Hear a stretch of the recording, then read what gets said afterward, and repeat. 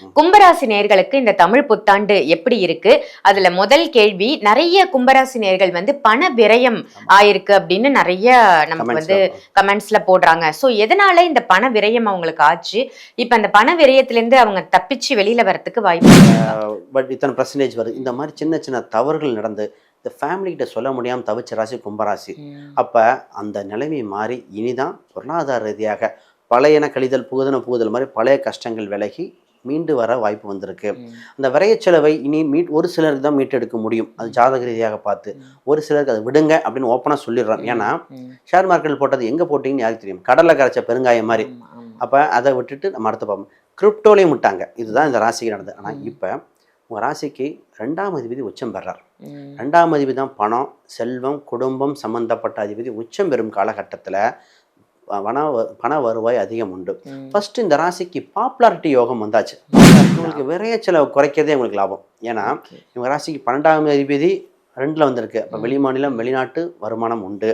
இந்த விஷயத்தை பார்த்து பயணிச்சாங்கன்னா நிச்சயமாக கோல்டன் டைமாக இருக்கும். இப்போ ஓகே சார், இப்போ கும்பராசி நேயர்களுக்கு வந்து திருமண வாழ்க்கை அப்படிங்கிறது எப்படி அமையும்? திருமணமாகாத கும்பராசி நேயர்களுக்கு இந்த காலகட்டத்தில் குரு உச்சம் பெற்ற குருவின் பார்வை 10ஆம் வீட்டுக்கு. நிறைய பேர் புது தொழில் ஆரம்பிக்கிறாங்க. ஆண்களாக இருந்தாலும் பெண்களாக இருந்தாலும் சரி, ஒரு வாழ்க்கையில் ஆரம்பிக்கணும், தொழில்துறை ஆரம்பிக்கணும். நிறைய பேர் விளம்பரங்கள் பேரு நியூமராலஜி பார்க்க ஆரம்பிச்சிட்டாங்க. ஏன்னா 10ஆம் அதிபதி 3 இவங்களுக்கு வேலையாட்களும் சரியான பேரு அம்சமும் வைத்து கொண்டால் ஜெயித்து கொண்டே இருக்கிறார்கள்.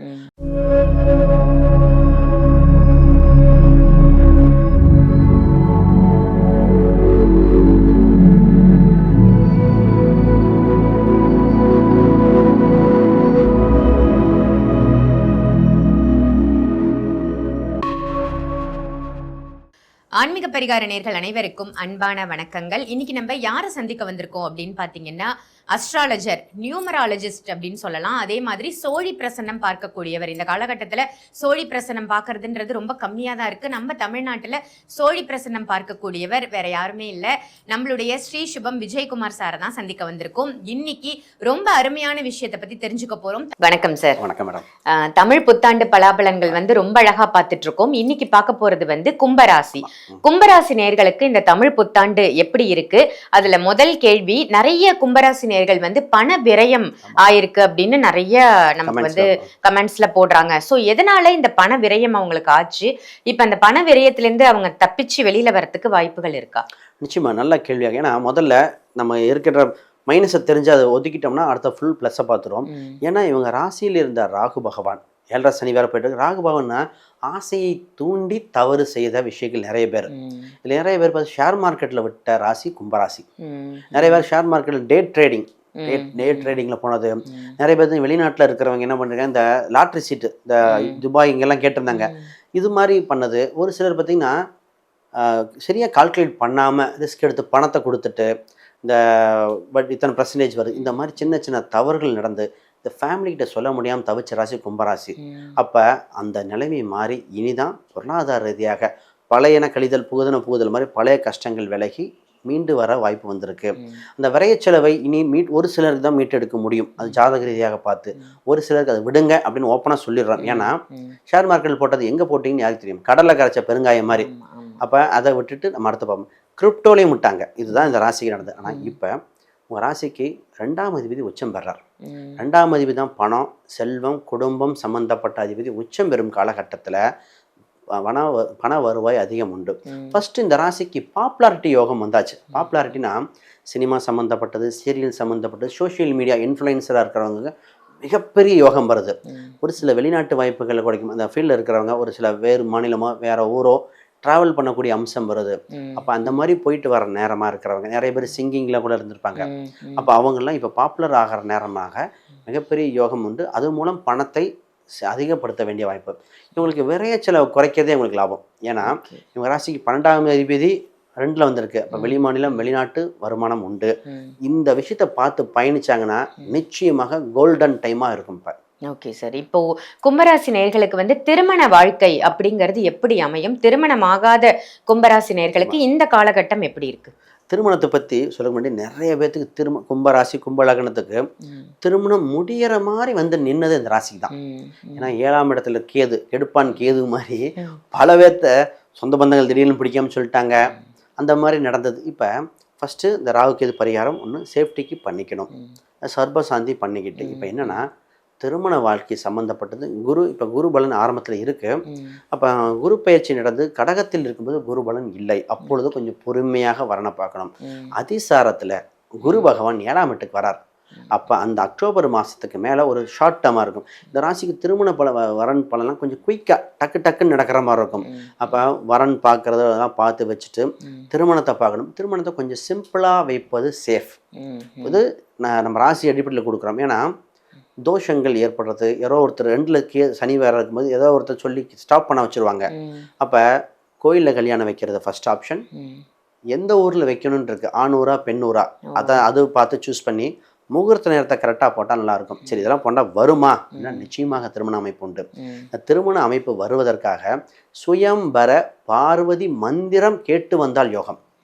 சுயம்பர பார்வதி மந்திரத்தை கேட்கணும். யூடியூப்ல இருக்கு. ஒரு சில சுயம்பர பார்வதி நித்தியகலா யாகம்லாம் பண்ணுவாங்க. இது எதுக்குன்னா திருமணமே இல்லை அப்படிங்கிறது கூட திருமணம் நடந்துடும். சுயம்பரம்னா அந்த அம்சம்தான். அப்போ அந்த யோகினின்னு வரும். இதை கேட்டுட்டு வரும்போது திருமணத்தோட நான் நிறைய 21 நாள் தொடர்ந்து யூடியூப்பில் கேளுங்கம்ப. அந்த 21 நாள் பார்க்கும்போது அந்த வைப்ரேஷன் அப்படியே அட்ராக்ட் ஆகி நிச்சயமாக நடந்துடும். இதுதான் இந்த திருமண தடையில் இருக்கிறவங்களுக்கு.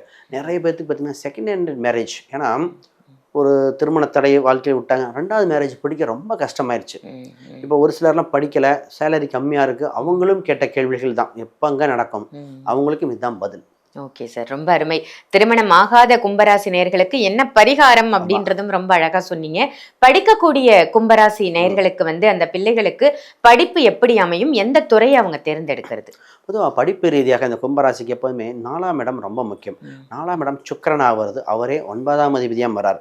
இப்போ இவன் கல்வி ரீதியாக சில தூரம் பயணம் செய்து படிக்க வேண்டிய சூழ்நிலை. ராகுங்கிறது அப்போ வெளி மாநிலமாக இருக்கலாம், வெளியூராக இருக்கலாம், ஒரு இடம் மாற்றம் கொடுக்கக்கூடிய அம்சம் உண்டு.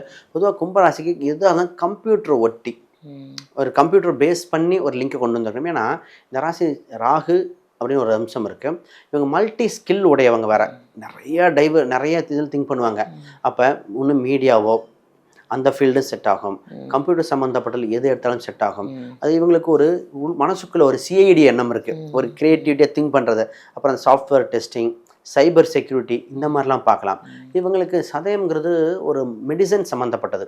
சித்தா, ஆயுர்வேதம், ஆல்டர்னேட்டிவ் மெடிசன், இந்த லிங்க்கும் நிறைய இருக்குது. நிறைய டென்டிஸ்டிக் இந்த ரீசெண்டாக வர்றது இந்த ராசி தான். அப்போ இந்த மாதிரி ஃபீல்டெல்லாம் பார்த்து சூஸ் பண்ணணும். இப்போ மற்ற லக்ன ரீதியாக மற்ற அம்ச ரீதியாக பார்த்தா தான் எக்ஸாக்டாக என்னன்னு சொல்ல முடியும். ஆனால் இப்போ இவங்களுக்கு வெளிநாட்டு சென்று படிக்க வாய்ப்பு உண்டு. நிறைய பேர்த்துக்கு சொல்லியிருக்கேன், IELTS, TOEFL, GRE பாருங்கள், அந்த மாதிரிலாம் சொல்லியிருக்கு. நல்லா இருக்கு வேற. சரி, இவங்களுக்கு வேலை அல்லது பிஸ்னஸ் எப்படி இருக்கு இந்த கும்பராசி நேயர்களுக்கு?